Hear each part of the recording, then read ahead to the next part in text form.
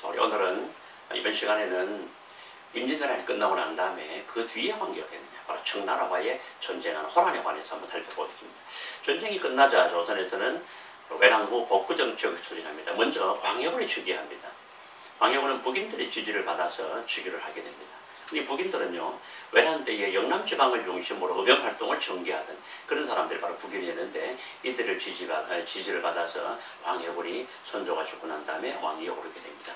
근데 이렇게 광해군은 전후 복구 정책을 실시하게 되는데, 먼저 바로 토지 대장과 호적을 재정비하게 됩니다. 지난번에 외란 때에 토지 대장과 호적이 많이 소실이 돼서 세금을 제대로 거둘 수 없었다고 그랬죠, 그죠? 근데 이걸 국가 재정을 확충하기 위해서 토지 대장과 호적을 재정비하게 됩니다.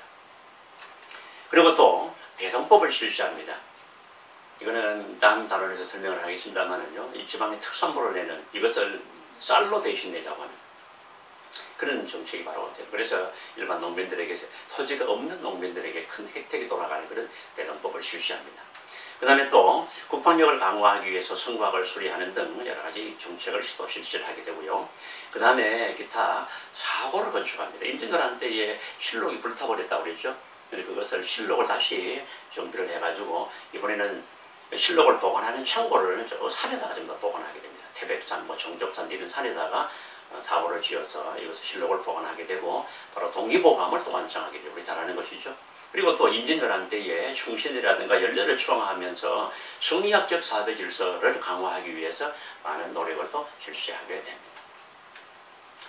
그런데 광해군은 그러면 가장 대표적인 정책이 바로 우리가 잘 아는 중립외교가 되죠, 그죠? 그래서 광해군이 이때 바로 중립외교를 실시하게 됩니다. 명의 세력이 약한 틈을 타가지고 좀 전에 지난번에 했었죠. 바로 여진이 후금을 건국하게 됩니다. 그러자 이 후금은 명나라를 자꾸 공격을 하게 됩니다. 그래서 후금의 공격을 받은 명이 조선한테 원군을 요청하게 되죠. 그러자 조선에서 당연히 도와줘야 되는데, 그런데 광해군은 안 도와줍니다. 왜냐하면 새로 일어나게 되는 후금과 사이가 나쁠 필요도 없죠, 그죠? 그래서 바로 명과 후금 사이에서 중립을 추구하게 됩니다. 그러나 명은 계속 도와달라고 그러고, 조선의 사대를 중시하는 그런 조선의 신하들은 계속 도와줘야 된다고 그러고, 이렇게 계속 요구가 있게 되자 광해군은 할 수 없이 강홍립이라는 사람을 파견하게 됩니다. 그러면서 비밀리에 지시를 합니다. 상황에 따라서 적절하게 대처를 해라 라고 하게 되죠. 근데 이렇게 군대를 끌고 강홍립이 명령으로 가게 됩니다. 그래서 조명연합군이 후금과 싸우게 되는데, 그런데 보니까 상황을 살펴보니까 이거는 절대로 이길 수 없는 그런 전쟁이 됩니다. 그러자 강홍립은 후금에 항복을 하게 되죠. 그래서 조선하고 명으로 봐서도 군대가 도와줬었고, 그 다음에 또 후금에 봐서도 이런 강홍립이, 대장에 있던 강홍립이 와서 항복을 하게 되고, 이런 적절한 사정을 알게 되죠, 그죠? 그래서 중간에서 중립외교를 하게 됩니다. 그 뒤에도 명나라의 지원 요청이 몇 번 있었지만은 적절히 대응을 하면서 후금과 친선을 도모하게 됐었죠.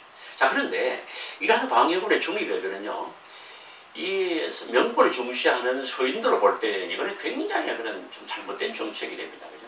그러니까 이런 광해군의 중립외교 정책과 거기다가 또 광해군은 서자였습니다. 출신이 서자였는데 그 뒤에 자기가 광해군이 세자로 책봉되고 난 다음에 이 적자였던 영창대군이 태어나게 됩니다. 그러자 그 뒤에 이제 광해군이 왕위에, 선조가 죽고 광해군이 왕위에 오르기는 했지만은, 그러나 광해군을 싫어하는 많은 세력들은 광해군을 물러나라고 하면서, 대군이 태어났으니까, 적자가 태어났으니까 적자가 왕위를 계승해야 된다고 하면서 계속 욕을 하게 됩니다. 그러자 광해군과 북인을 중심으로 하는 이 세력들은 결국은 영창대군을 죽여버리게 됩니다. 그리고 영창대군의 어머니였고 선조의 부인이었던 임목대비, 빗자가 됩니다. 임목대비를 폐위시키게 됩니다. 그래서 여러분, 서인이 유교윤리에 어긋난다고 하면서 정변을 일으켜가지고 광해군을 축출하게 되죠. 그래서 인조를 새 왕으로 추대하게 되는데, 이것이 바로 우리가 잘 아는 인조 반정이 됩니다.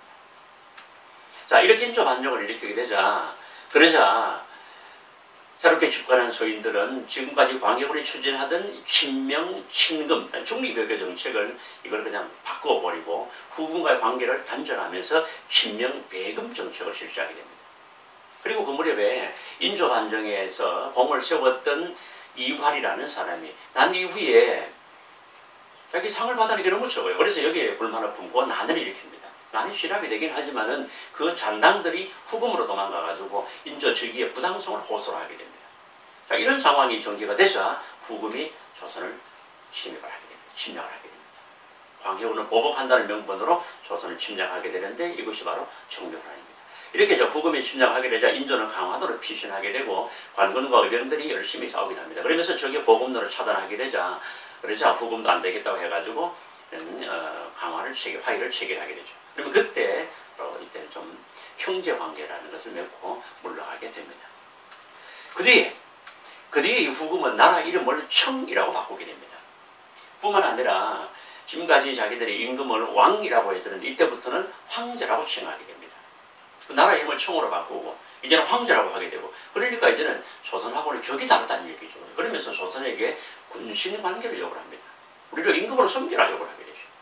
그래서 조선은 여기에 대해서 기분 나쁘지만은 외교적인 교섭을 해서 그들과 좀 사이좋게 지내자라고 하는 그런 최명길 중심의 조화론이 있게 되고요. 우리 도저히 기분 나빠 못 살겠다. 무릎 꿇고 사느니보다는 차라리 싸우다 죽자라고 그러면서 무력 대응을 주장하는 김상헌 중심의 주전론이 대립을 하게 됩니다. 이렇게 한참 그런 경론을 벌인 끝에 결국은 조선은 싸워야 되겠다. 무릎 꿇고 못 살겠다고 하면서 주전을 우세해가지고 청의 요구를 거절하게 됩니다. 그러자 청이 군대를 이끌고 침략하게 됩니다. 이것이 바로 병자호란이 됩니다.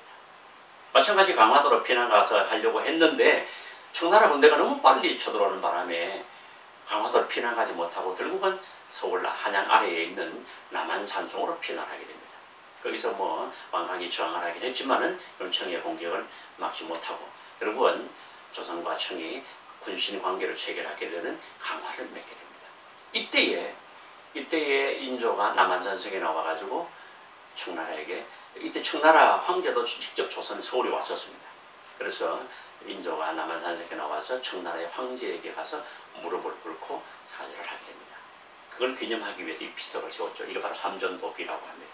9번 머리를 조아리고 3번 땅에 엎드려 절을 했다고 하게 되죠. 이런 외교 관계를 맺게 되었어요. 이렇게 하고 나서 청은 조선이 언제 또 배신할지 모른다라고 하면서 조선의 왕자 2명을 인질로 잡아가고요.